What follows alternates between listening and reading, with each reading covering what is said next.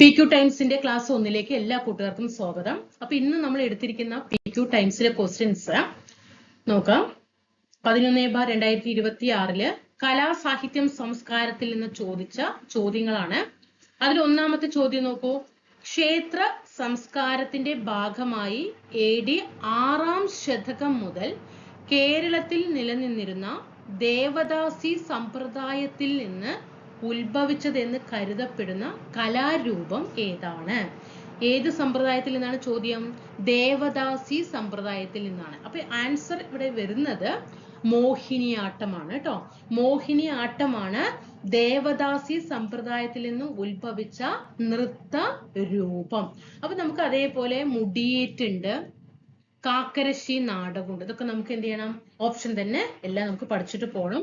അപ്പൊ നമ്മൾ മോഹിനിയാട്ടത്തെ കുറിച്ചിട്ട് ഒരു PSC ഉദ്യോഗാർത്ഥി അറിഞ്ഞിരിക്കണം. ഇപ്പൊ മുടിയേറ്റില് നമുക്ക് എന്തൊക്കെയാണ് ഇവിടെ കഥാപാത്രങ്ങൾ നമുക്കൊന്ന് നോക്കാം. മുടിയേറ്റിൽ അവതരിപ്പിക്കുന്ന പ്രധാനപ്പെട്ട കഥ നന്നായിട്ട് പഠിക്കണം. പ്രധാന കഥയാണ് കേട്ടോ. പ്രധാന കഥ എന്തൊക്കെയാ നോക്കാം. അതില്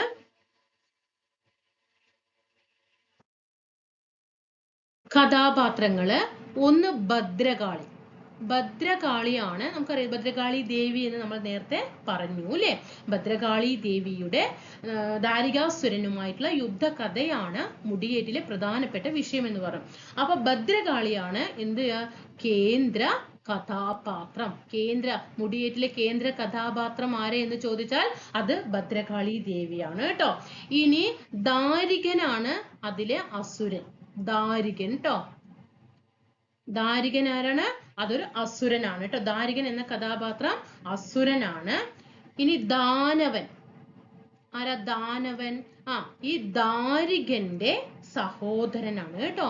ദാരികന്റെ സഹോദരനാണ് ആര്? ദാനവൻ എന്ന് പറയുന്നത്. അതുപോലെ ഇങ്ങനെയുള്ള ക്വസ്റ്റ്യൻസ് ആണ് വരിക. ഇതിലേക്ക് കഥാപാത്രം ഏത് കലാരൂപവുമായി ബന്ധപ്പെട്ടതാണ് എന്നൊക്കെയാണ് എപ്പോഴും ചോദ്യങ്ങൾ വരാം. ഇനി നോക്കിക്കേ, കോയിംപിടാർ. കോയിംപിടാർ അല്ലെങ്കിൽ കൂളി ആരാണ്? കോയിംപിടാർ അല്ലെങ്കിൽ കൂളി ഇതിലത്തെ സഹായക കഥാപാത്രങ്ങളാണ്. സഹായക കഥാപാത്രങ്ങളാണ് കോയിംപിടാർ അല്ലെങ്കിൽ കൂളി എന്നുള്ളത് സഹായക കഥാപാത്രങ്ങളാണ്.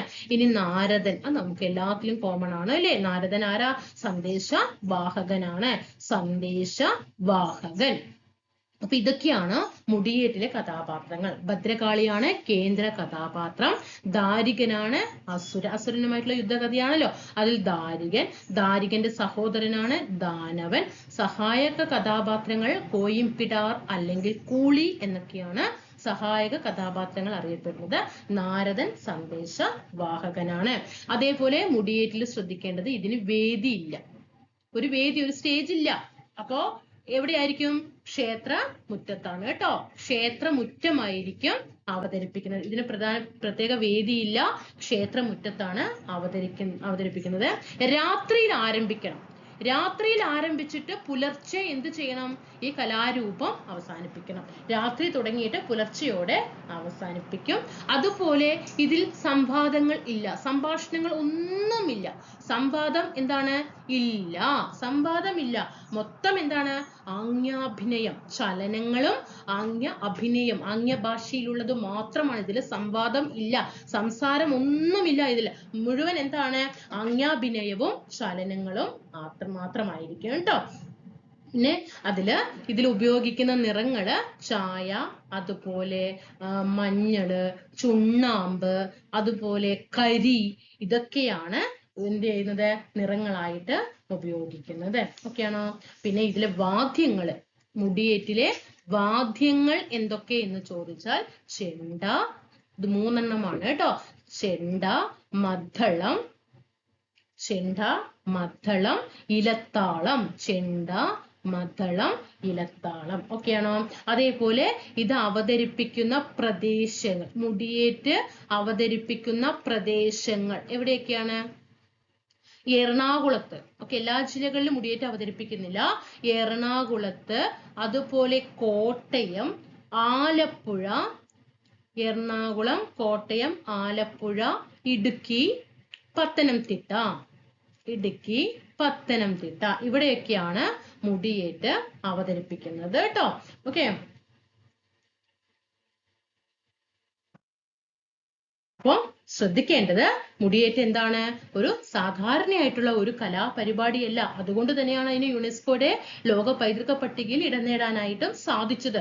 മുടിയേറ്റ് ഒരു സാധാരണ കലാപരിപാടിയല്ല. അത് എന്താണ്? ഒരു ആചാരവും ഒരു വിശ്വാസവും കലയും ഒക്കെ ഒരുമിച്ച് ചേർന്ന ഒരു പൈതൃക രൂപമാണ്. തലമുറകളിലൂടെ കൈമാറപ്പെടുകയാണ് ഈ കല ചെയ്യുന്നത്. കേരളത്തിന്റെ ഒരു സാംസ്കാരിക ഒരു അഭിമാനം കൂടിയിട്ടാണ് ഈ മുടിയേറ്റ് എന്ന് പറയുന്നത്. അപ്പൊ നന്നായിട്ട് ശ്രദ്ധിച്ചു പഠിക്കുക. അപ്പൊ നമ്മൾ ഇവിടെ മുടിയേറ്റിനെ കുറിച്ചിട്ട് നമ്മൾ എന്തൊക്കെയാണ് പഠിച്ചത്? മുടിയേറ്റിനെ കുറിച്ച് നമ്മൾ എന്താ പഠിച്ചത്? കേരളത്തിലെ, ഒന്ന് ശ്രദ്ധിക്കുക, നന്നായിട്ടൊന്ന് റിവിഷൻ ചെയ്യാം. മുടിയേറ്റ് എന്ന് പറയുന്നത് കേരളത്തിലെ ഒരു പരമ്പരാഗതമായിട്ടുള്ള ഒരു ആചാര കലയാണ്. ഭദ്രകാളി ദേവിയുടെ ദാരികാസുരനുമായിട്ടുള്ള ഒരു യുദ്ധകഥ ആവിഷ്കരിക്കുന്ന ഒരു ക്ഷേത്രാനുഷ്ഠാന നാട്യരൂപമാണ് മുടിയേറ്റ് എന്ന് പറയുന്നത്. 2010 യുനെസ്കോയുടെ ലോക പൈതൃക പട്ടികയിൽ ഇടം നേടാനായത്. പിന്നെ ഏത് സംസ്കാരത്തിൽ നിന്നാണ് ഉത്ഭവം? ദ്രാവിഡ ആര്യ സംസ്കാരത്തിൽ നിന്നാണ് ഇത് ഉത്ഭവിച്ചിരിക്കുന്നത്. പിന്നെ ഇതില് കഥാപ്രമേയം ദേവീ മഹാത്മ്യമാണ് അല്ലെ? ദേവീ മഹാത്മ്യമാണ് ഇതിലത്തെ കഥാപ്രമേയമായിട്ട് വരുന്നത്. പിന്നെ ദാരികാസുരൻ അല്ലെ? ദാരികാസുരൻ എന്ന അസുരന്റെ ഒരു അധിനിവേശം ഈ കഥാപാത്രത്തിലുണ്ട്. എന്താണ്? ദാരികാസുരൻ അല്ലെ? ദാരികാസുരൻ ആരാ? ദാരികൻ ആരാ? ഒരു അസുരൻ അല്ലെ? അപ്പൊ ദാരികാസുരൻ എന്ന അസുരന്റെ അധിനിവേശം ഈ മുടിയേറ്റിൽ അവതരിപ്പിക്കുന്നുണ്ട്. പിന്നെ ദേവന്മാര് ഒരുപാട് ഈ അസുരൻ, അതായത് ഇതിൽ എന്താ വിഷയം ചോദിച്ചാൽ, ഈ അസുരൻ ഉണ്ടല്ലോ, ദാരികൻ എന്ന അസുരൻ, ദാരികാസുരൻ, ഈ ദാരികാസുരൻ കയറി വരികയാണ് അല്ലെ? അസുരൻ പറയുമ്പോ അറിയാലോ, രാക്ഷസ ജന്മമാണ് അല്ലെ? അപ്പോ ഈ അസുരന്റെ പ്രവേശനം എന്ത് ചെയ്യാണ്? ദേവന്മാരിലിടയില് ഭയങ്കര ബുദ്ധിമുട്ടുണ്ടാക്കുകയും ദേവന്മാര് ഒരുപാട് പ്രാർത്ഥിച്ചുകൊണ്ട് നല്ല കഠിനമായ പ്രാർത്ഥനയെ തുടർന്ന് ഭദ്രകാളി ദേവി അവതരിക്കുകയാണ് അല്ലെ? ഭദ്രകാളി ദേവി അവതരിച്ച് ലാസ്റ്റ് ഈ ഭദ്രകാളി ദേവി അസുരനുമായിട്ട് യുദ്ധത്തിലൊടുവില് ദാരികാസുരനെ വധിച്ച് ലോകത്ത് സമാധാനം സ്ഥാപിക്കുകയാണ് ഈ മുടിയേറ്റ് എന്ന കലാരൂപം കൊണ്ട് ഉദ്ദേശിക്കുന്നത്. രാത്രി മുഴുവൻ ഘട്ടം ഘട്ടമായിട്ടാണ് ഇത് അവതരിപ്പിച്ചിട്ട് പുലർച്ചയോട് കൂടിയിട്ടാണ് ക്ഷേത്രമുറ്റത്താണ് ഇത് കലാപരിപാടി അവതരിപ്പിക്കുന്നത്. ഇതിന് പ്രത്യേക സ്റ്റേജോ ഒന്നുമില്ല. ചെണ്ട, മദ്ദളം, ഇലത്താളം എന്നീ വാദ്യങ്ങൾ മാത്രമേ ഉണ്ടാകുകയുള്ളൂ. കേന്ദ്ര കഥാപാത്രം ഭദ്രകാളി ദേവിയാണ്. അസുരനായിട്ട് ദാരികനാണ്. ദാരികന്റെ സഹോദരനാണ് ദാനവൻ. സഹായക കഥാപാത്രങ്ങളായിട്ട് കോയിംപിടാർ അല്ലെങ്കിൽ കൂളി എന്ന കഥാപാത്രങ്ങളും സന്ദേശവാഹകനായിട്ട് നാരദൻ എന്ന കഥാപാത്രവുമാണ്. രാത്രി ക്ഷേത്രമുറ്റത്താണ് ഈ കലാരൂപം ആചരിക്കുന്നത്. അത് രാത്രി തുടങ്ങിയിട്ട് പുലർച്ചയോടെ അവസാനിക്കും. ഇതിൽ സംവാദങ്ങളില്ല, ഒരു സംഭാഷണവുമില്ല, മൊത്തം ആജ്ഞാഭിനയവും ചലനങ്ങളും മാത്രമാണ്. ഓക്കെയാണോ? എറണാകുളം, കോട്ടയം, ഇടുക്കി, പത്തനംതിട്ട, ആലപ്പുഴ ജില്ലകളിലാണ് ഇത് കൂടുതലായിട്ട് കണ്ടുവരുന്നത്. ചെണ്ട, മദ്ദളം, ഇലത്താളം എന്നിവയാണ് വാദ്യങ്ങൾ. ഓക്കെയാണോ? വേദി ഇല്ല, ക്ഷേത്രമുറ്റത്താണ് അവതരണം. രാത്രിയിൽ ആരംഭിച്ച് പുലർച്ചെ അവസാനിക്കും. മനസ്സിലായോ? ഇത്രയും കാര്യങ്ങളാണ് നമുക്ക് ഏതിനെ കുറിച്ച് പഠിക്കാനുള്ളത്? മുടിയേറ്റിനെ കുറിച്ചിട്ട് പഠിക്കാനുള്ളത്. ഇനി നമുക്ക് ചോദ്യങ്ങള്. ക്ലാസിക്കൽ പദവി ലഭിച്ച നൃത്തരൂപമാണ് മോഹിനിയാട്ടം. ഓക്കെ, ക്ലാസിക്കൽ പദവി ലഭിച്ച നൃത്തരൂപമാണ് മോഹിനിയാട്ടം. പിന്നെ എന്താണ്? ലാസ്യ നൃത്ത ശൈലിക്ക് ഊന്നൽ നൽകുന്നു. എന്താണ്? ലാസ്യ നൃത്ത ശൈലിക്ക് ഊന്നൽ നൽകുന്നു. അതേപോലെ കേരളത്തിലാണ് മോഹിനിയാട്ടം എന്ത് ചെയ്തിരിക്കുന്നത്? ഉത്ഭവിച്ചിരിക്കുന്നത്. കേരളത്തിൽ ഉത്ഭവിച്ച കലാരൂപമാണ് ഏത്? മോഹിനിയാട്ടം എന്ന് പറയുന്നത്. ഇനി അതേപോലെ കേരളത്തിന്റെ, ഈ ഒരു ചോദ്യം നന്നായിട്ട് ശ്രദ്ധിക്കണം കേട്ടോ. കേരളത്തിന്റെ തനത് നൃത്തരൂപം ഏതെന്ന് ചോദിച്ചാലും മോഹിനിയാട്ടമാണ്. ഇതെല്ലാം പ്രീവിയസ് ആണ്. ഇതിൽ തന്നിരിക്കുന്ന എല്ലാ കാര്യങ്ങളും പ്രീവിയസ് ക്വസ്റ്റ്യൻസ് ആണ്. കേരളത്തിന്റെ തനത് നൃത്തരൂപമാണ് മോഹിനിയാട്ടം.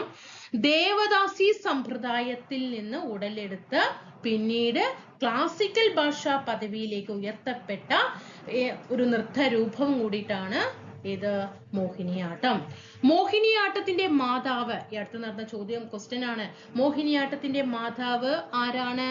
ആരാണ്? കല്യാണിക്കുട്ടി അമ്മയാണ് കേട്ടോ. മോഹിനിയാട്ടത്തിന്റെ മാതാവ് എന്നറിയപ്പെടുന്നത് കല്യാണിക്കുട്ടി അമ്മയാണ്. ഇനി മോഹിനിയാട്ടത്തിന്റെ അടിസ്ഥാന ഭാവം ഏത് എന്ന് ചോദിച്ചാൽ അത് ലാസ്യമാണ് കേട്ടോ. ലാസ്യഭാവമാണ് കേട്ടോ, ലാസ്യമാണ്. എങ്കിൽ മോഹിനിയാട്ടത്തിൽ ഉപയോഗിക്കുന്ന സംഗീതം ഏതാണ്? മോഹിനിയാട്ടത്തിന് ഉപയോഗിക്കുന്ന സംഗീതം അത് കർണാട്ടിക് സംഗീതമാണ്. ഏതാണ്? കർണാട്ടിക് സംഗീതമാണ് മോഹിനിയാട്ടത്തിൽ ഉപയോഗിക്കുന്നത്. അതേപോലെ മോഹിനിയാട്ടത്തില് ഇപ്പൊ നമുക്കറിയാം അതിനൊരു പ്രമാണങ്ങൾ ഉണ്ടാവും അല്ലെ, ഏതിൽ നിന്നെങ്കിലും ഉരുത്തിരിഞ്ഞു വന്നതായിരിക്കാം മോഹിനിയാട്ടം എന്ന് പറയുന്നത് അല്ലെ. അപ്പൊ മോഹിനിയാട്ടത്തിന്റെ പ്രമാണമായിട്ട് കണക്കാക്കപ്പെടുന്ന കൃതി ഏതാണ്? മോഹിനിയാട്ടത്തിന്റെ പ്രമാണമായിട്ട് കണക്കാക്കുന്ന കൃതി വ്യവഹാരമാലയാണ് കേട്ടോ. വ്യവഹാരമാല പ്രീവിയസ് ആണ്. മാല. ഈ വ്യവഹാരമാല ആരാ എഴുതിയത്? ആരുടെ കൃതിയാണ് വ്യവഹാരമാല? മഴമംഗലം നാരായണൻ നമ്പൂതിരി. പ്രീവിയസ് ക്വസ്റ്റ്യൻ ആണ്. വ്യവഹാരമാല ആരുടേതാണ്? മഴമംഗലം നാരായണൻ നമ്പൂതിരി. മഴമംഗലം നാരായണൻ നമ്പൂതിരിയുടേതാണ് വ്യവഹാരമാല. വ്യവഹാരമാല എന്ന കൃതിയിൽ നിന്നും ഉരുത്തിരിഞ്ഞു വന്നതാണ് മോഹിനിയാട്ടം എന്ന് പറയുന്നത്. മോഹിനിയാട്ടത്തിന് പ്രചോദനം നൽകിയ തിരുവിതാംകൂർ ഭരണാധികാരി ആരാണ്? മോഹിനിയാട്ടത്തിന് പ്രചോദനം നൽകിയ തിരുവിതാംകൂർ ഭരണാധികാരി അത് സ്വാതി തിരുനാളാണ്. ആരാണ്? സ്വാതി തിരുനാൾ.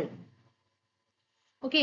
പിന്നെ ഈ സ്വാതി തിരുനാൾ നമുക്കറിയാം ദേവദാസി സമ്പ്രദായം കൊണ്ടുവന്നതൊക്കെ സ്വാതി തിരുനാളാണ് അല്ലെ. അദ്ദേഹത്തിന് സംഗീതങ്ങളോടും പാട്ടുകളോടും ഒക്കെ എന്താണ് താല്പര്യമുണ്ടായിരുന്ന വ്യക്തിയാണ് തിരുവിതാംകൂർ ഭരണാധികാരിയായിട്ടുള്ള സ്വാതി തിരുനാള്. ഈ സ്വാതി തിരുനാളിന് ശേഷം മോഹിനിയാട്ടത്തിന് വളർച്ചയ്ക്ക് പങ്കുവഹിച്ചത് കേരള കലാമണ്ഡലമാണ് കേട്ടോ. കേരള കലാമണ്ഡലമാണ് സ്വാതി തിരുനാളിന് ശേഷം മോഹിനിയാട്ടത്തിന്റെ വളർച്ചയ്ക്ക് പ്രധാനപ്പെട്ട സ്ഥാനം വഹിച്ചത്. അതുപോലെ കേരള മണ്ഡലത്തിന്റെ സ്ഥാപകൻ ആരാണ്? വള്ളത്തോളാണ് അല്ലെ. കേരള കലാമണ്ഡലം സ്ഥാപിച്ചത് ആരാ? വള്ളത്തോൾ. ഏതാ വർഷം? 1930. അപ്പൊ നമ്മളിവിടെ മോഹിനിയാട്ടത്തെ കുറിച്ച് പഠിച്ച കാര്യങ്ങൾ ഒന്നും കൂടി നമുക്ക് പഠിക്കാം. ക്ലാസിക്കൽ പദവി ലഭിച്ച നൃത്തരൂപമാണ് മോഹിനിയാട്ടം. ലാസ്യ നൃത്ത ശൈലിക്ക് ഊന്നൽ നൽകുന്നുണ്ട്. കേരളത്തിൽ നിന്നാണ് മോഹിനിയാട്ടം ഉത്ഭവിച്ചിരിക്കുന്നത്. കേരളത്തിന്റെ തനത് നൃത്തരൂപമാണ്. ദേവദാസി സമ്പ്രദായത്തിൽ നിന്ന് ഉടലെടുത്ത് പിന്നീട് ക്ലാസിക്കൽ പദവിയിലേക്ക് ഉയർത്തപ്പെട്ട ഒരു നൃത്തരൂപമാണ്. മോഹിനിയാട്ടത്തിന്റെ മാതാവ് കല്യാണിക്കുട്ടി അമ്മയാണ്. പ്രീവിയസ് ചോദ്യമാണ്. പ്രീവിയസ് ആണ്. അടിസ്ഥാന ഭാവം ലാസ്യഭാവമാണ്. മോഹിനിയാട്ടത്തിന് ഉപയോഗിക്കുന്ന സംഗീതം കർണാട്ടിക് സംഗീതമാണ്. മോഹിനിയാട്ടത്തിന്റെ പ്രമാണമായി കണക്കാക്കുന്ന കൃതി വ്യവഹാരമാല എന്ന കൃതിയാണ്.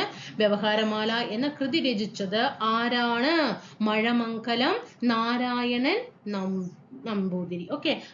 മഴമംഗലം നാരായണൻ നമ്പൂതിരിയാണ്. ഇനി അതേപോലെ മോഹിനിയാട്ടത്തിന് പ്രചോദനം നൽകിയ തിരുവിതാംകൂർ ഭരണാധികാരി ആരെന്ന് ചോദിച്ചാൽ അത് സ്വാതി തിരുനാളാണ്. സ്വാതി തിരുനാളിന് ശേഷം ഇതില് ഉറച്ചത് ഏതാണ്? മോഹിനിയാട്ടത്തിനെ പ്രചാരത്തിൽ കൊണ്ടുവരാൻ വളർച്ചയ്ക്ക് സഹായം വെച്ച കേരള കലാമണ്ഡലമാണ്. 1930 കേരള കലാമണ്ഡലം സ്ഥാപിച്ചത് വള്ളത്തോളാണ്. അപ്പൊ ഇത്രയും കാര്യങ്ങൾ മോഹിനിയാട്ടത്തെ കുറിച്ച് അറിയിക്കണം. ഇനി നമുക്ക് അതിലുള്ള ഓപ്ഷൻസ് ഒന്നും കൂടെ ഒന്ന് പഠിക്കാം. അതേപോലെ വെരി ഇമ്പോർട്ടന്റ് ക്വസ്റ്റ്യൻസ് ആണ്. യുനെസ്കോയുടെ യുനെസ്കോ ശ്രദ്ധിക്കണേ, നന്നായി ശ്രദ്ധിക്കണേ. യുനെസ്കോയുടെ ലോക പൈതൃക പട്ടികയിൽ ഇടം നേടിയ നൃത്തരൂപങ്ങൾ. യുനെസ്കോയുടെ ലോക പൈതൃക പട്ടികയിൽ ഉൾപ്പെടുത്തിയ ആദ്യ നൃത്തരൂപം ഏത്? പ്രീവിയസ് ചോദ്യമാണ്. കൂടിയാട്ടമാണ്. ഏതാണ്? കൂടിയാട്ടം. വർഷം 2001 കേട്ടോ. യുനെസ്കോയുടെ ലോക പൈതൃക പട്ടികയിൽ ഉൾപ്പെട്ട 2 നൃത്തരൂപങ്ങളാണ് കൂടിയാട്ടവും മുടിയേറ്റും. അതില് കൂടിയാട്ടത്തിന് ഉൾപ്പെടുത്തിയത് 2001 രണ്ടാമതാണ് മുടിയേറ്റിന് കേട്ടോ. മുടിയേറ്റ് അത് ഏതാ വർഷം? 2010 കേട്ടോ. ഇത് ഓർക്കുക. ഈ 01 അതിനിങ്ങോട്ട് തിരിച്ചിടാം 10 കേട്ടോ. അപ്പൊ യുനെസ്കോയുടെ ലോക പൈതൃക പട്ടികയിൽ ഉൾപ്പെട്ട 2 നൃത്തരൂപങ്ങൾ മാത്രമേ ഇന്ത്യയിൽ നിന്നുള്ളൂ. അതിൽ മുടിയേറ്റും കൂടിയാട്ടം. അത് പഠിക്കുമ്പോൾ ഓർഡർ ആയിട്ട് തന്നെ പഠിക്കുക. കൂടിയാട്ടം മുടിയേറ്റ് അത് തിരിച്ചു മറിച്ച് പഠിക്കരുത് കേട്ടോ. കൂടിയാട്ടം മുടിയേറ്റ്. ഫസ്റ്റ് കിട്ടിയത് കൂടിയാട്ടത്തിനാണ്, 2001 രണ്ടാമത് കിട്ടിയത് മുടിയേറ്റിനാണ് 2010. ഇത് രണ്ടെണ്ണം അവിടെ പഠിച്ചു വെക്കുക. അതേപോലെ ഈ നമുക്ക് മുടിയേറ്റിനെ കുറിച്ചിട്ട് എന്തൊക്കെയാണ് ആ ഓപ്ഷനിൽ നിന്നുള്ളതാണ് നമ്മൾ പഠിക്കുന്നത്. ആ മുടിയേറ്റിനെ കുറിച്ചിട്ട് നമുക്ക് എന്തൊക്കെയാണ് പഠിക്കാനുള്ളത്? കേരളത്തിലെ ഒരു പരമ്പരാഗതമായിട്ടുള്ള ഒരു ആചാര കലയാണ് മുടിയേറ്റ് എന്ന് പറയുന്നത്. ഇവിടെ ശ്രദ്ധിക്കണം, ഇവിടെ ഭദ്രകാളി ദേവി ഭദ്രകാളി ദേവിയുടെ ദാരികാസുരനുമായിട്ടുള്ള യുദ്ധകഥയാണ് ദാരികാസുരനുമായുള്ള എന്താണ് ഇവിടെ ഒരു യുദ്ധകഥയാണ് മുടിയേറ്റില് പറയുന്നത് മുടിയേറ്റ് എന്ന കലാരൂപത്തിലുള്ള വിഷയം എന്താണ് എന്ന് ചോദിച്ചാൽ ഭദ്രകാളി ദേവിയുടെ ദാരികാസുരനുമായിട്ടുള്ള ഒരു യുദ്ധകഥ ആവിഷ്കരിക്കുന്ന ഒരു ക്ഷേത്രാനുഷ്ഠാന നാട്യരൂപമാണ് മുടിയേറ്റ് എന്ന് പറയുന്നത്. 2010 യുനെസ്കോയുടെ ലോക പൈതൃക പട്ടികയില് ഇൻടാൻജിബിൾ കൾച്ചറൽ ഹെറിറ്റേജ് ഓഫ് ഹ്യൂമാനിറ്റിയില് ആയിട്ട് അംഗീകരിക്കുന്നത് 2010 അതേപോലെ ഇത് ഉത്ഭവം എവിടെ നിന്നാണ് ഉത്ഭവിക്കുന്നത്? ഇതിന്റെ ഉത്ഭവം ദ്രാവിഡ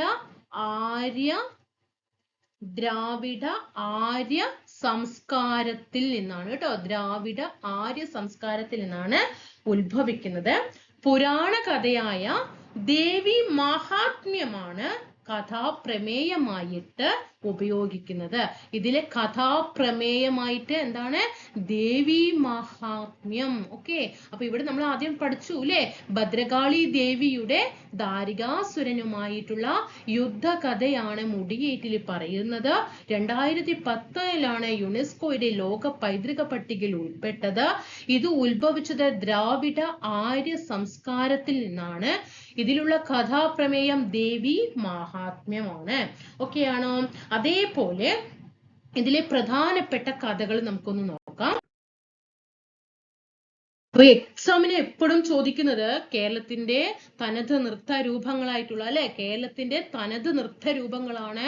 2 നൃത്ത രൂപങ്ങളാണ് കൂടിയാട്ടവും. കേരളത്തിന്റെ തനത് നൃത്ത രൂപങ്ങളാണ് കൂടിയാട്ടവും മുടിയേറ്റും എന്ന് പറയുന്നത്. ഫസ്റ്റ് കൂടിയാട്ടത്തിനാണ് 2001 കിട്ടിയത്. രണ്ടാമതാണ് ഇത് യുനെസ്കോയുടെ ലോക പൈതൃക പട്ടികയിൽ നമ്മുടെ കേരളത്തിന്റെ തനത് നൃത്തരൂപമായ മുടിയേറ്റ് കിട്ടിയത്. ഇത് രണ്ടും പ്രത്യേകിച്ച് തന്നെ പഠിക്കണം ഇനി അതേപോലെ നമുക്ക് അതില് കാക്കരശ്ശി നാടകം ഒരു ഓപ്ഷൻ ഉണ്ടായിരുന്നു എന്താണ്? കാക്കരശ്ശി നാടകം. എന്താ ഈ കാക്കരശ്ശി നാടകം എന്ന് പറയുന്നത്? പ്രീവിയസ് ചോദ്യമാണ്. കേരളത്തില് ഗിരിവർഗക്കാർക്കിടയിൽ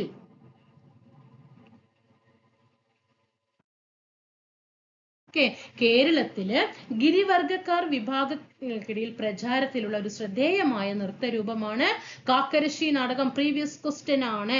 കേരളത്തിൽ ഗിരിവർഗ വിഭാഗക്കാർക്കിടയിൽ പ്രചാരത്തിലുള്ള ശ്രദ്ധേയമായ നൃത്തരൂപമാണ് കാക്കരശ്ശി നാടകം എന്ന് പറയുന്നത്. എങ്കിൽ അർജുന നൃത്തം പ്രീവിയസ് ചോദ്യമാണ്. അർജുന നൃത്തം എന്താ ഈ അർജുന നൃത്തം? ദേവീ ക്ഷേത്രങ്ങളില് ദക്ഷിണ കേരളത്തില് ഇവിടെ ശ്രദ്ധിക്കണേ, ദേവി പ്രീവിയസ് ചോദ്യമാണ്. ദേവീ ക്ഷേത്രങ്ങളിൽ അരങ്ങേറുന്ന ഒരു അനുഷ്ഠാന കലയാണ് അർജുന നൃത്തം എന്ന് പറയുന്നത്. അർജുന നൃത്തം. ഓക്കെ, ഇനി കാക്കരശ്ശി നാടകം പഠിച്ചു, നിങ്ങള് അർജുന നൃത്തം പഠിച്ചു. എങ്കിൽ ചവിട്ട് നാടകം എന്താണ്? നമുക്കറിയാം പോർച്ചുഗീസുകാർ കൊണ്ടുവന്നതാണ് ഈ ചവിട്ട് നാടകം എന്ന കലാരൂപം കേരളത്തില്. അപ്പൊ ഈ ചവിട്ട് നാടകം എന്താ? നമ്മുടെ കേരളത്തില് ക്രൈസ്തവ വിഭാഗക്കാർക്കിടയിൽ കേരളത്തില് ക്രൈസ്തവരുടെ ഇടയിൽ പ്രചാരത്തിലുള്ള കലാരൂപമാണ്. ഓക്കെ ആണോ? അപ്പൊ ഈ കലാരൂപം പരിചയപ്പെടുത്തിയത് നമ്മുടെ കേരളത്തിൽ ആരാണ്? പോർച്ചുഗീസുകാരാണ്. പ്രീവിയസ് ചോദ്യമാണ്. അതുപോലെ തന്നെ നമ്മൾ ആ ഓപ്ഷനിൽ കണ്ടു സർപ്പം തുള്ളല് സർപ്പം തുള്ളൽ എന്താ ഈ സർപ്പം തുള്ളല്? സർപ്പക്കാവുകളിലും നാഗക്ഷേത്രങ്ങളിലും ഒക്കെ അരങ്ങേറുന്നതാണ് സർപ്പത്തുള്ളൽ എന്ന് പറയുന്നത്. അതുപോലെ തോൽപ്പാവക്കൂത്ത്. എന്താ ഈ തോൽപ്പാവക്കൂത്ത്? തോൽപ്പാവക്കൂത്ത്. അതായത് ഈ തോൽപ്പാവക്കൂത്ത് എല്ലാവിടെയും ഇല്ല കേട്ടോ. ഇത് പ്രീവിയസ് ചോദ്യമാണ്. പാലക്കാട് പൊന്നാനി പ്രദേശങ്ങളിൽ അരങ്ങേറുന്നതാണ് തോൽപ്പാവക്കൂത്ത് എന്ന് പറയുന്നത്. അതേപോലെ ഈ മുടിയേറ്റിനെ കുറിച്ച് നമ്മൾ പഠിച്ചു. കൂടിയാട്ടം നോക്കി, 2001 കൂടിയാട്ടത്തിന്റെ നോക്കി. മോഹിനിയാട്ടത്തെ കുറിച്ച് നമ്മൾ ഡീറ്റെയിൽ ആയിട്ട് മോഹിനിയാട്ടം നോക്കി. കാക്കരശ്ശി നാടകം എന്താണെന്ന് നോക്കി. അർജുന നൃത്തം എന്താണെന്ന് നോക്കി. ചവിട്ട് നാടകം, സർപ്പം തുള്ളല്, തോൽപ്പാവക്കൂത്ത്, ഇതൊക്കെ എന്ത് ചെയ്യണം, നന്നായിട്ട് പഠിച്ചു വെക്കണം കേട്ടോ. അപ്പൊ ഇത്രയും കാര്യങ്ങളാണ് ആ ക്വസ്റ്റ്യനുമായി ബന്ധപ്പെട്ട് നമുക്ക് പഠിക്കാനുള്ളത്. എങ്കിൽ നമുക്ക് അടുത്ത ക്വസ്റ്റ്യനിലേക്ക് കടക്കാം. അടുത്തത്, ലോകമെമ്പാടുമുള്ള മലയാളികൾക്ക് മാതൃഭാഷാ പഠനത്തിന് അവസരം ലഭ്യമാക്കുക എന്ന ലക്ഷ്യത്തോടെ കേരള സർക്കാരിന്റെ സാംസ്കാരിക വകുപ്പിന് കീഴിൽ പ്രവർത്തിക്കുന്ന സംരംഭം ഏതാണ്? ഇവിടെ മാതൃഭാഷാ പഠനം അല്ലെ, നമ്മുടെ മലയാള ഭാഷയാണ് അല്ലെ, അതിന് അവസരം അല്ലെ, അത് പഠിക്കാനുള്ള ഒരു അവസരം ലഭ്യമാക്കാൻ വേണ്ടി കൊണ്ടുവന്ന കേരള ഗവൺമെന്റിന്റെ പദ്ധതിയാണ് മലയാളം മിഷൻ എന്ന് പറയുന്നത് കേട്ടോ. മലയാളം മിഷൻ. മലയാളം മിഷനെ കുറിച്ചിട്ട് നമുക്ക് അറിഞ്ഞിരിക്കേണ്ടത്, മലയാളം മിഷൻ കേട്ടോ, എന്തൊക്കെയാണ് മലയാളം മിഷനെ കുറിച്ച് നമുക്ക് പഠിക്കാനുള്ളത്? എന്താണ് മലയാളം മിഷൻ? 2017 കേട്ടോ, 2017 മലയാളം മിഷൻ സ്ഥാപിതമായത്. അതിന്റെ ആസ്ഥാനം തിരുവനന്തപുരത്താണ്. പഠിച്ചു വെച്ചോളണം, 2017 സ്ഥാപിതമായി, തിരുവനന്തപുരമാണ് ആസ്ഥാനം. അപ്പൊ ഇതിന്റെ ലക്ഷ്യം എന്താണ്? ഈ മലയാള മിഷന്റെ ലക്ഷ്യം നമ്മൾ ക്വസ്റ്റ്യനിൽ പറഞ്ഞു അല്ലെ, മലയാള ഭാഷയുടെ സംരക്ഷണം. മലയാള ഭാഷയെ എന്ത് ചെയ്യണം? സംരക്ഷിക്കണം അല്ലെ. അതേപോലെ കേരളത്തിന് പുറത്തുള്ള മലയാളികൾക്ക് മലയാളം പഠിപ്പിക്കണം. കേരളത്തിന് പുറത്ത് മലയാളികൾ ഉണ്ട് അല്ലെ, അവരെയും എന്ത് ചെയ്യണം? എന്താണ്, ചിലപ്പോൾ അവിടെ തന്നെ ജനിച്ചു വളർന്ന കുട്ടികളായിരിക്കും. വിദേശത്തൊക്കെ നമ്മുടെ കേരളത്തിലുള്ള ആൾക്കാരുടെ മക്കള് വിദേശത്ത് ജനിച്ചു വളർന്ന് ഇരിക്കുന്നുണ്ട്. പക്ഷെ അവർക്കൊന്നും മലയാളം അറിയില്ല. അവരെ കൂടിയിട്ട് എന്ത് ചെയ്യണം? മലയാളം പഠിപ്പിക്കണം. മലയാളം ലോകമാകെ വ്യാപിപ്പിക്കണം. മലയാളത്തെ ലോകമാകെ വ്യാപിപ്പിക്കണം. ഇതൊക്കെയാണ് ഇതിന്റെ ലക്ഷ്യങ്ങൾ എന്ന് പറയുന്നത്. അതുമായി ബന്ധപ്പെട്ട് നടക്കുന്ന പ്രവർത്തനങ്ങൾ എന്തൊക്കെയാണ്? ഈ മലയാള മിഷൻ നടത്തുന്ന പ്രവർത്തനങ്ങൾ എന്തൊക്കെയാണ്? മലയാളം പഠന ക്ലാസ് ഉണ്ട്, മലയാളം പരീക്ഷകൾ നടത്തുന്നുണ്ട്, അധ്യാപക പരിശീലനം നടത്തുന്നുണ്ട്. ഇതൊക്കെ ചെയ്യുന്നത് മലയാള മിഷനാണ്. പാഠപുസ്തക നിർമ്മാണം കേട്ടോ, പാഠപുസ്തക നിർമ്മാണം, ഇതൊക്കെ ഇതിന്റെ പ്രവർത്തനങ്ങളാണ്. ഇനി ഈ മലയാള മിഷൻ 3 ഗ്രേഡുകളിലായിട്ടാണ് പ്രവർത്തനങ്ങൾ നടത്തുന്നത്. എങ്ങനെയാണ്? 3 ഗ്രേഡുകളിലായിട്ടാണ് പ്രവർത്തനം നടത്തുന്നത്. അതിൽ ഒന്നാമത്തെ ഗ്രേഡ് ആരംഭം പറയുമ്പോൾ ബിഗിനർ, രണ്ടാമത് മധ്യം അല്ലെ, മധ്യം,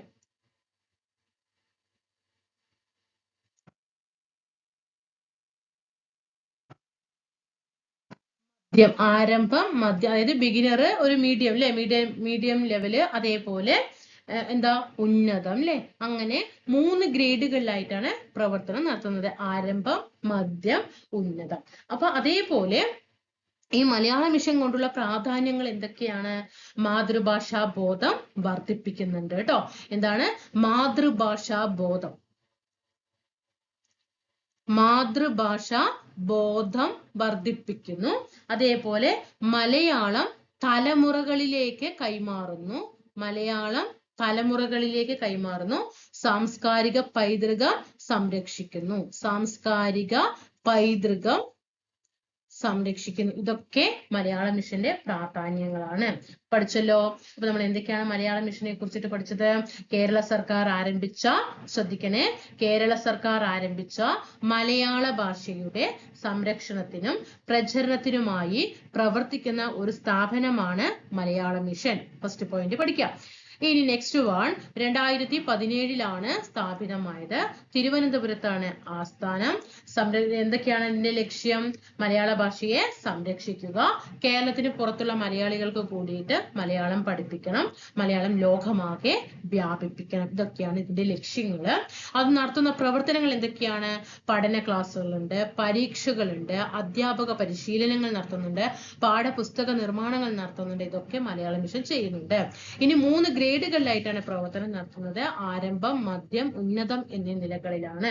അതേപോലെ ഇത് ഈ മലയാള മിഷൻ മാതൃഭാഷാ ബോധം വർദ്ധിപ്പിക്കുന്നുണ്ട്, മലയാളത്തെ തലമുറകളിലേക്ക് കൈമാറുന്നുണ്ട്, സാംസ്കാരിക പൈതൃകം സംരക്ഷിക്കുന്നുണ്ട്. അപ്പൊ ഇതൊക്കെ മലയാള മിഷന്റെ നേട്ടങ്ങളാണ്.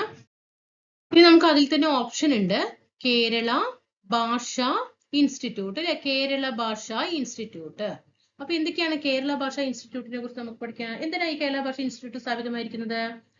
നമ്മുടെ കേരള ഗവൺമെന്റ് സ്ഥാപിച്ച മലയാള ഭാഷയും, എന്തൊക്കെയാണ്? മലയാള ഭാഷയും അതുപോലെ തന്നെ സാഹിത്യവും ട്ടോ. മലയാള ഭാഷയും സാഹിത്യവും സംരക്ഷിക്കുക, അതിനെ വികസിപ്പിക്കുക, ഇതൊക്കെ ചെയ്യുന്ന ഒരു ഔദ്യോഗിക സ്ഥാപനമാണ് കേരള ഭാഷാ ഇൻസ്റ്റിറ്റ്യൂട്ട് എന്ന് പറയുന്നത്. 1968 സ്ഥാപിതമായത്. തിരുവനന്തപുരത്താണ് സ്ഥാപിതമായത് കേട്ടോ. അപ്പൊ നമ്മൾ മലയാള മിഷൻ എപ്പോഴാണ് പഠിച്ചത്?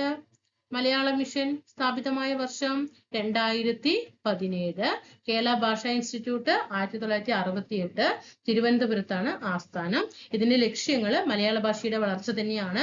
മലയാള സാഹിത്യം, നമ്മൾ മലയാള മിഷൻ പഠിച്ചപ്പോൾ അവിടെ മലയാള ഭാഷ എന്ന് മാത്രമേ പഠിച്ചിട്ടുള്ളൂ. പക്ഷെ കേരള ഭാഷാ ഇൻസ്റ്റിറ്റ്യൂട്ട് എന്ന് പറയുമ്പോൾ മലയാള ഭാഷയ്ക്കും ഉണ്ട്, കൂടെ സാഹിത്യത്തിനുണ്ട് കേട്ടോ. സാഹിത്യത്തിന്റെ സംരക്ഷണം, ഗവേഷണ പ്രവർത്തനങ്ങളൊക്കെ പ്രോത്സാഹിപ്പിക്കുക, മലയാളം സംബന്ധിച്ചുള്ള പുസ്തകങ്ങളൊക്കെ പ്രസിദ്ധീകരിക്കുന്നതൊക്കെ കേരള ഭാഷാ ഇൻസ്റ്റിറ്റ്യൂട്ട് ആണ്. അതുപോലെ മലയാളത്തിനുള്ള നിഘണ്ടുകൾ തയ്യാറാക്കുക, പാഠപുസ്തകങ്ങളും റഫറൻസ് ഗ്രന്ഥങ്ങളും തയ്യാറാക്കുക, ഭാഷയെ കുറിച്ചിട്ട് ഗവേഷണം നടത്തുക, ശാസ്ത്രീയ പദാവലികളുടെ രൂപീകരണം, ഇതൊക്കെ നടത്തുന്നത് കേരള ഭാഷാ ഇൻസ്റ്റിറ്റ്യൂട്ട് ആണ്. മലയാള മിഷനും 2017, കേരള ഭാഷാ ഇൻസ്റ്റിറ്റ്യൂട്ട് 1968, രണ്ടും എവിടെ തന്നെയാണ് ആസ്ഥാനം? തിരുവനന്തപുരമാണ്. അപ്പോൾ എടുത്ത കാര്യങ്ങൾ നന്നായിട്ട് പഠിച്ചുകൊണ്ട് എന്ത് ചെയ്യണം? ഇടയ്ക്കിടയ്ക്ക് എടുത്തിട്ട് റിവിഷൻ ചെയ്യാനായിട്ട് ശ്രദ്ധിക്കണം കേട്ടോ. അതേപോലെ നമ്മളതിൽ സാക്ഷരതാ മിഷൻ പഠിച്ചു അല്ലെ. അവിടെ ഒരു ഓപ്ഷൻ ഉണ്ടായിരുന്നു, സാക്ഷരതാ മിഷൻ. അപ്പൊ എന്താണ് സാക്ഷരതാ മിഷൻ? വായിക്കാനും എഴുതാനും അറിവില്ലാത്തവരെ സാക്ഷരരാക്കുവാൻ വേണ്ടിയിട്ട് കേരള സർക്കാർ ആരംഭിച്ച ഒരു വിദ്യാഭ്യാസ പ്രസ്ഥാനമാണ് സാക്ഷരതാ മിഷൻ. സാക്ഷരത, വായിക്കാനും എഴുതാനും, വായിക്കാനും എഴുതാനും അറിയാത്തവരെ സാക്ഷരരാക്കാൻ വേണ്ടിയിട്ട് കൊണ്ടുവന്ന കേരള ഗവൺമെന്റിന്റെ ഒരു വിദ്യാഭ്യാസ സ്ഥാപനമാണ് സാക്ഷരതാ മിഷൻ എന്ന് പറയുന്നത്. 1989, എല്ലാം പ്രീവിയസ് ആണ്. 1989 തിരുവനന്തപുരം ആസ്ഥാനമായിട്ടാണ് പ്രവർത്തനം ആരംഭിച്ചത്. ഇതിന്റെ ലക്ഷ്യങ്ങള് നിരക്ഷരത ഇല്ലാതാക്കുക അല്ലെ, എന്നിട്ട് സാക്ഷരത കൊണ്ടുവരിക. അങ്ങനെയാണ് നമ്മുടെ കേരള സംസ്ഥാനം 100% സാക്ഷരത കൈവരിച്ചു എന്ന് വന്നത് ഈ സാക്ഷരതാ മിഷന്റെ ഭാഗമായിട്ടാണ്. 1989 സാക്ഷരതാ മിഷൻ സ്ഥാപിക്കുന്നത്. നിരക്ഷരത നിരക്ഷരത ഇല്ലാതാക്കുക, ഇതാണ് ഇതിന്റെ പ്രധാനപ്പെട്ട ലക്ഷ്യം. എല്ലാവർക്കും വായനയും അതുപോലെ എഴുത്തും ഒക്കെ കഴിവ് നൽകുക, സാമൂഹ്യ ബോധമൊക്കെ വളർത്തുക. എങ്ങനെയാണ് പ്രവർത്തനങ്ങള്? സാക്ഷരതാ ക്ലാസ്സുകൾ അല്ലേ. അപ്പോ സാക്ഷരതാ ക്ലാസ്. നമ്മൾക്ക് 10ാം ക്ലാസ് തുല്യതയൊക്കെ എഴുതുന്നില്ലേ, അവർക്ക് IT ഒക്കെ എടുത്തു കൊടുക്കുന്നുണ്ട് കേട്ടോ. അതേപോലെ തന്നെ 6, 7, 8, 9 എന്ത് ചെയ്തിട്ടുണ്ട്? 7ാം ക്ലാസ് നമുക്കറിയാലോ, 5 പാസ്സായവര് പിന്നെ 7 കഴിഞ്ഞാൽ പിന്നെ 10, അങ്ങനെയൊക്കെയാണല്ലോ വിദ്യാഭ്യാസം കൊണ്ടുപോയത്. 7ാം ക്ലാസ് പാസ്സായവർക്ക് നേരെ 10ാം ക്ലാസ്സിലേക്ക് എന്നൊക്കെ പറഞ്ഞാൽ സാക്ഷരത. അപ്പൊ ഇതിലൊക്കെ ഞാനൊരു അംഗമായിട്ടുണ്ടായിരുന്നു കേട്ടോ, പഠിപ്പിച്ചു കൊടുക്കാനായിട്ട്.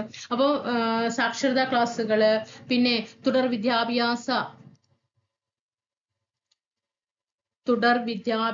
പരിപാടികള്, വനിതകൾക്ക് വനിതാ വിദ്യാഭ്യാസം, പിന്നെ തൊഴിൽപരമായിട്ടുള്ള അറിവ് നൽകൽ, തൊഴിൽപരമായ അറിവ് നൽകൽ ഒക്കെ സാക്ഷരതാ മിഷന്റെ പ്രവർത്തനങ്ങളാണ്.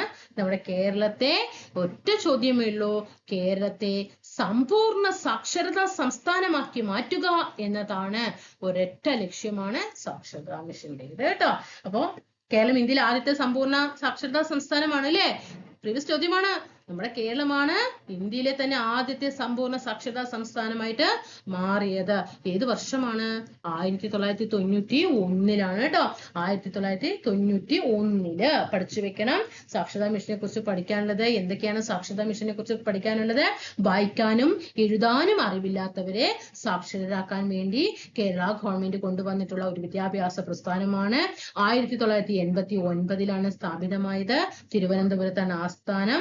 നിരക്ഷരത ഇല്ലാതാക്കാനും വായനയും എഴുത്തും കഴിവ് നൽകാനും സാമൂഹിക ബോധം വളർത്താനും സാക്ഷരതാ ക്ലാസുകൾ സംഘടിപ്പിച്ചുകൊണ്ടും തുടർ വിദ്യാഭ്യാസ പരിപാടികൾ അവതരിപ്പിച്ചുകൊണ്ടും വനിതകൾക്ക് വിദ്യാഭ്യാസം കൊടുത്തും തൊഴിൽപരമായിട്ടുള്ള അറിവ് നൽകിയും ഒക്കെയാണ് പ്രവർത്തനങ്ങൾ നടത്തിയത്. നമ്മുടെ കേരളത്തെ സമ്പൂർണ്ണ സാക്ഷരതാ സംസ്ഥാനമാക്കി മാറ്റാൻ വേണ്ടിയിട്ടാണ് സാക്ഷരതാ മിഷൻ 1989 തിരുവനന്തപുരം ആസ്ഥാനമായിട്ട് പ്രവർത്തിക്കുന്നത്. നമ്മുടെ കേരളത്തെ ഇന്ത്യയിലെ ആദ്യത്തെ സമ്പൂർണ്ണ സാക്ഷരതാ സംസ്ഥാനമായി മാറ്റിയത് 1991 1991 മറക്കരുത്. 1991 വർഷം പഠിക്കണം. നമ്മുടെ കേരളം സമ്പൂർണ്ണ സാക്ഷരതാ സംസ്ഥാനം, സമ്പൂർണ്ണ സാക്ഷരത നേടിയില്ലേ? ആ നേടിയ സംസ്ഥാനമായിട്ട് കേരളത്തെ പ്രഖ്യാപിച്ചത് 91 1989 സാക്ഷരതാ മിഷൻ സ്ഥാപിതമാകുന്നത്. കേരള ഭാഷാ ഇൻസ്റ്റിറ്റ്യൂട്ട് സ്ഥാപിതമാകുന്നത് 1968 മലയാളം മിഷൻ സ്ഥാപിതമാകുന്നത് 2017 ഈ 4 വർഷങ്ങളും മറക്കരുത്. ക്ലാസ്സുകൾ ഇഷ്ടപ്പെട്ടു എങ്കിൽ തീർച്ചയായിട്ടും സബ്സ്ക്രൈബ് ചെയ്തുകൊണ്ട് ലൈക്ക് ചെയ്തുകൊണ്ടും താഴെ നിങ്ങളുടെ ക്ലാസ്സിനെ കുറിച്ചിട്ടുള്ള നെഗറ്റീവും പോസിറ്റീവും ഒക്കെ എഴുതി അറിയിക്കാനായിട്ട് ശ്രദ്ധിക്കുക. നിങ്ങളുടെ ഗ്രൂപ്പുകളിലൊക്കെ നമ്മുടെ ചാനലിലും നമ്മുടെ ക്ലാസ്സുകളും ഒക്കെ ഷെയർ ചെയ്ത് സപ്പോർട്ട് ചെയ്യുക. ടെലിഗ്രാം ഗ്രൂപ്പിന്റെ ലിങ്കിൽ കയറി ടെലിഗ്രാം ഗ്രൂപ്പിൽ കൂടിയിട്ട് ജോയിൻ ചെയ്യുക. അപ്പൊ ഇതേപോലെയുള്ള ക്ലാസ്സുകൾ തീർച്ചയായിട്ടും നിങ്ങൾ പ്രതീക്ഷിക്കുന്നുണ്ടെങ്കിൽ താഴെ കമന്റ് ചെയ്യുക. ഡെയിലി ക്ലാസ്സുകൾ ഉണ്ടാകും. കുറച്ച് സാഹചര്യങ്ങൾ കൊണ്ട് മാത്രമാണ് 2-3 ദിവസം ക്ലാസ്സുകൾ ഇടാതിരുന്നത്. എല്ലാം ഡീറ്റെയിൽഡ് ആയിട്ട് ക്വസ്റ്റ്യൻ പേപ്പറിനെ കീറി മുറിച്ചുകൊണ്ട് നിങ്ങളുടെ മുന്നിലേക്ക് എത്തിച്ചു തരാം. അടുത്ത ക്ലാസ്സിൽ കാണാം. Thank you.